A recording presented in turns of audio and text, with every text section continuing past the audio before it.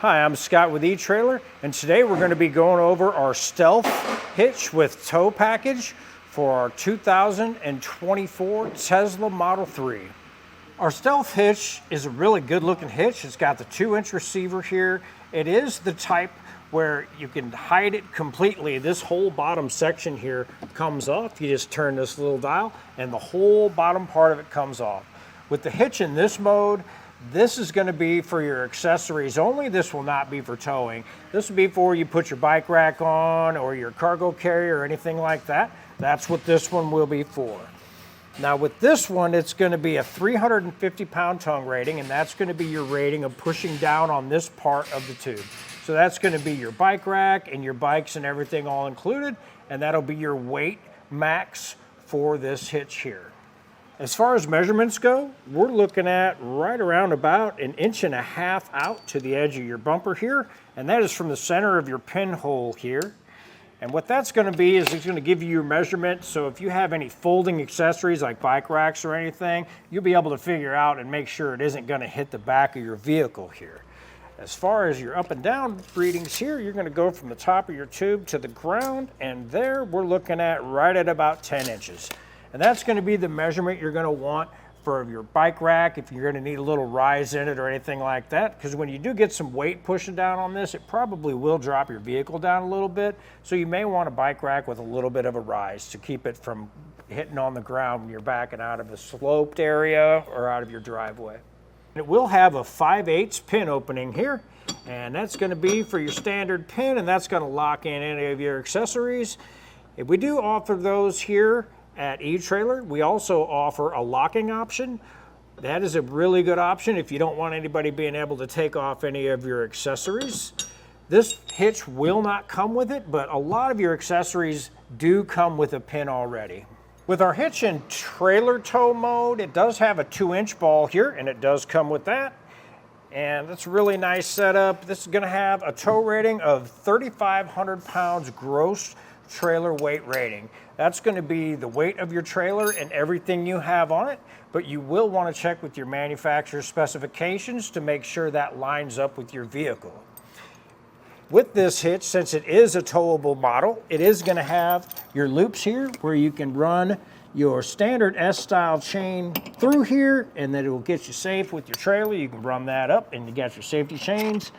It will not fit the clevis style hook, so keep that in mind. With this being the tow stealth system, what it does have is it does come with your wiring, so that's really nice. You don't have to worry about getting any wiring separate or anything, so it does come with that in the kit. So what it does is it has this little piece that gets onto your wire here, and you can just put it all up inside there, and it'll magnet right to the crossbar of your hitch, so it keeps it up out of the way. This hitch also has the option where you can lock in your part that comes down here on either one, on this one or your 2-inch receiver tube. You can lock that in place. And the nice thing is when this comes off, it just comes off, and you just pull it down off of there, and literally you can't see a hitch hanging down anymore. It's just literally gone. You can put on your access panel and you won't even see that it's there. As far as the installation goes, it can be pretty tricky and time consuming, especially the wiring. That's where we had most of our issues. If you don't have the power plug that comes into the back here, you're going to have to run wire clear up to the front and find a 12-volt lead up there. So it is kind of tricky. As far as putting it on, you're probably going to have a buddy help you out, and it probably will take a better part of a day. So if it's something you don't really want to have to mess with, you can look into our dealers, installers, and they have tons of them in your local area where they can get it installed for you if that's something you'd be interested in. If you do want to do it, stick around, watch our video, and we'll get it done with you. For the first step on our hitch installation on our Tesla, we're going to remove these plastic nuts we have on both sides of our vehicle. It's going to be a T25 bit, and we're just going to get those broke loose. With our little stops removed, we're just going to pull up on our little panel here and get this out of the way. Kind of gently pull up on it, and it should pop loose for you. Now that we have that panel out of the way, we have a 10mm bolt down here. We're just going to get those taken out on both sides. We did go ahead and get painter's tape put on here. It's just going to protect when we pull our fascia off to install our hitch. It's just going to keep our paint from chipping up. And for one of our steps, it did show that if you have a mud guard down here, you will have to take that off. And it should be like a 10mm bolt and it should just pull off. But we didn't have that on ours, so we didn't have to take that step. In our fender well here, we're going to have 3 little plastic pop clips, and one's kind of tucked way back in here. So just take a screwdriver and get in the edge of it, and it should pop right out for you.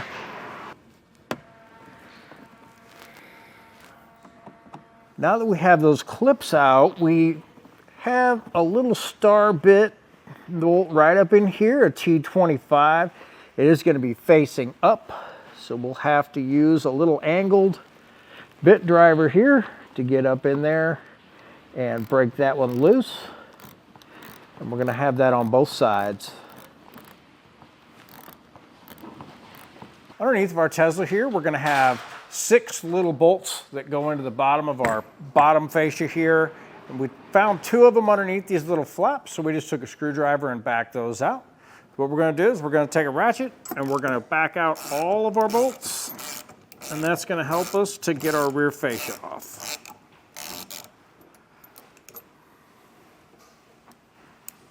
All right, to get our fascia off, we're just going to pull on this side right here, and these clips are going to come loose across here, and we're just going to work our way across. We're going to have this felt piece in the back here. We're just going to pull that out and out of the way so that doesn't hang up when we pull our bumper back. We have a plug right down here that connects our wiring harness that goes behind our fascia.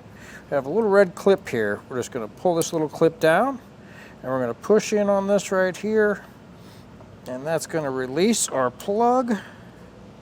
Sometimes if you push in and then pull out, it'll come undone for you. Now we have another plug over here on our driver's side. We're just going to push that little clip down, push in our clip, and remove that plug. Now we can move our fascia out of the way. Now we have 5 10mm bolts on the back here. We're just going to remove this trim piece and let it hang out of the way.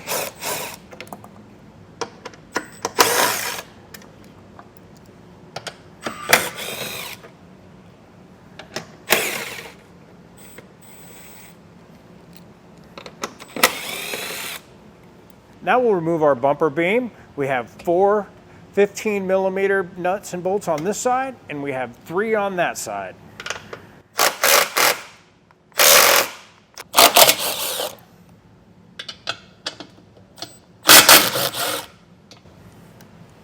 We are going to leave 1 on each side where we can just back it out by hand because we don't want our bumper beam falling off on us. We are going to retain our hardware because we will be reusing it.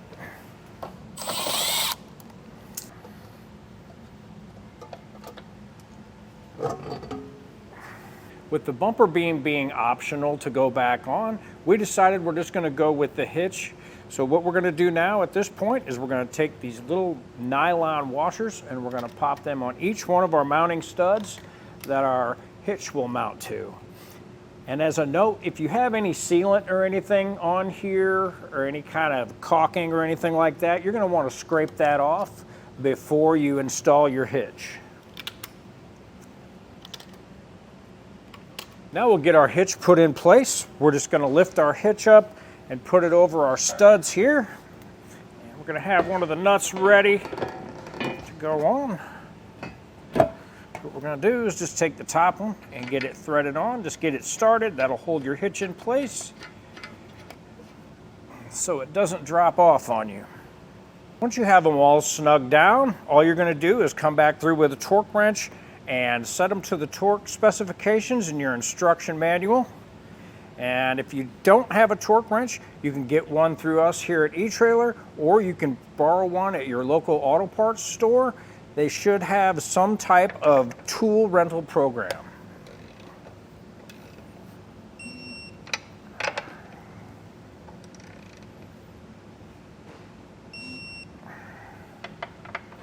With our latch block here, we're just going to take our outer hook mount and we are going to run it through our handle, and we're going to run that up on the passenger side and push that into place here. You may have to push pretty hard at first to get that to go through because that powder coat can be kind of thick right there.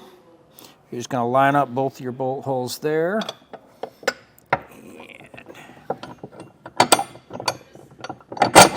To go through on that side.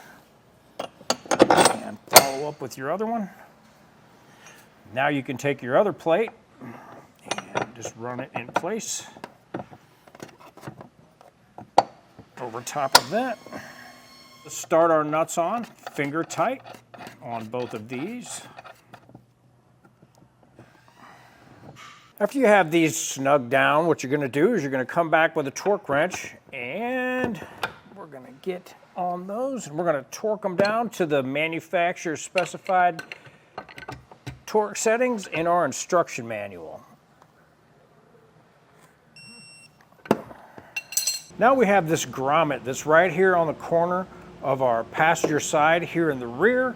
We're just going to drill a 3/8 hole through that, so we're going to make room for our wiring to come out and come down to our hitch here.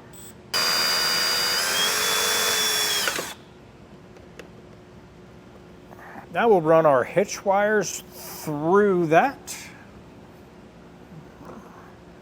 Get them up here and leave them up a little long for now so we have room to work with them when we hook them to our control box. With that, we did go ahead and pop our grommet back out once we have our wires up to the length we want it. Now we're just going to take our power wire and we're going to run that in with it because we will be running that out and up to the battery in the front on our model. If you have the model that has the power cord that plugs in right here in the back, it's a lot easier for you. On this model, which is the plaid, we did find out that instead of having our tail lights here, our tail lights are in the trunk area on this one. So basically what we have to do is tie into our wiring that runs down here through our trunk hatch area here, and we have to get to this wiring harness. So to do that, we had to go through a hole up in the deck back here in the trunk, and we had to run a piece of air line up, and we taped our wiring that's going to run up to that to our piece of tube here, and we're just going to pull that up. And while doing that, what that's going to do, that's going to get our wires pulled out to where we need them to be so we can make our connections.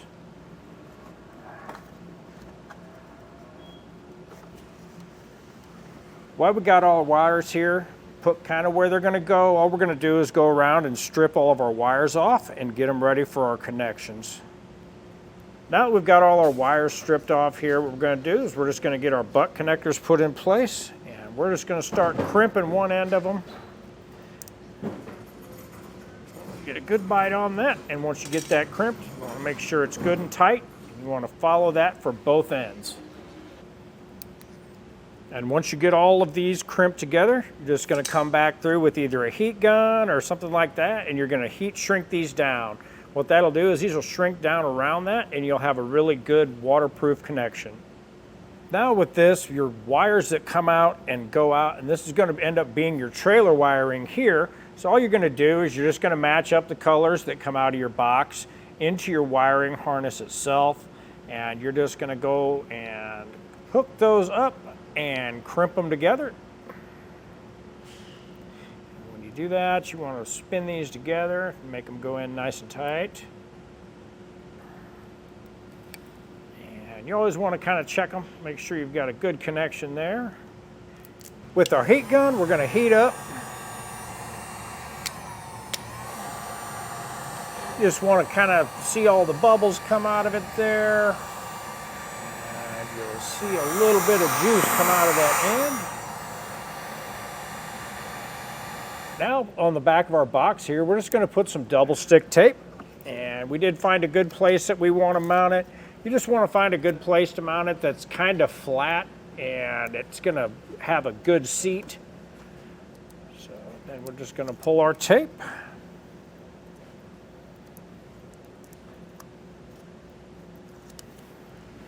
and get our box put in place. We're looking for a good place to run our ground, so we decided we're just going to run right down here. We got a nice double layer thick metal here, so we're just going to end up running to that. We're just going to cut our wire off where we want it and get it stripped off. We'll just crimp our end on here. Get it on there good and tight. Connect our ground right down here. Wires here up in behind our hinge. It is going to be a little bit tricky to get to, but you want to watch your directions here really closely. It's going to tell you where your wire, your yellow wire here coming out of your box, and that's going to jump into your wiring here. Here on ours, we show ours as a 2024, so we're going to take our yellow wire and we're going to run it to our yellow wire with a black stripe, and that will be our first one we do. Just going to push one wire in through the wire in our existing harness. We're going to push that into our clamp here, and we're going to take our wire that comes out of our box. This can be tricky due to where it's located.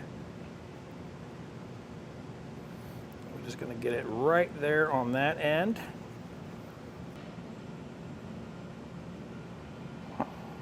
And once you get it to that point, then you can clamp it down with pliers.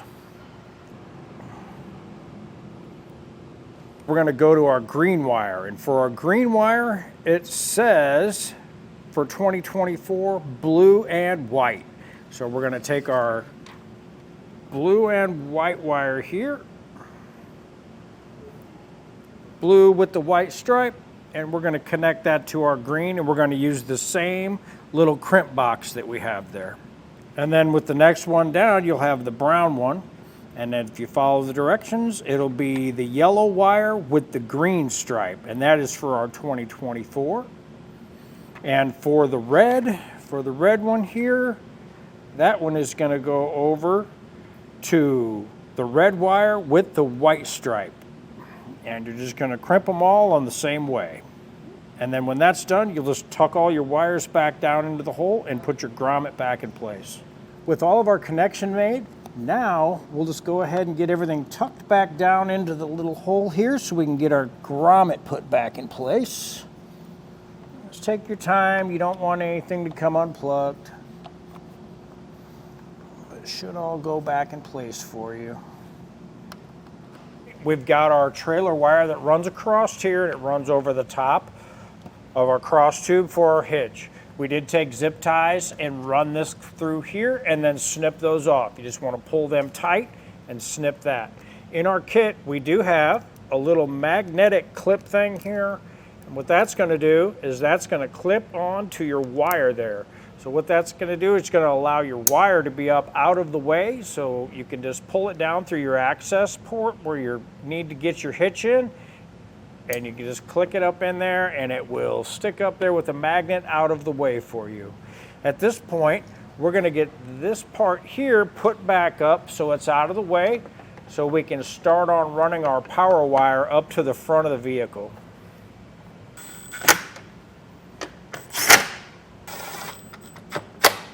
As far as our power wire goes, we ran it out of our grommet here, and we ran it down. We got it zip tied up here, nice and strong there. And when you come around, you want to make sure you're not getting into anything. So what we did is we ended up going on top of our brake line here, then up and over and tied off to the line, and then followed it up and did the same thing up to there. And we ended up getting it down, ended up zip tying it off to a wire here, came down through here and ran our wire all the way up through here, following it up through the front, and we got it all the way to come out over here and zipped it off to a line here, and from here we'll run up into the engine compartment up to our battery up there, and that is how we'll obtain power. And we got our wire all pulled up through here. Now we found out that this is a tab that we have here instead of a nut and bolt.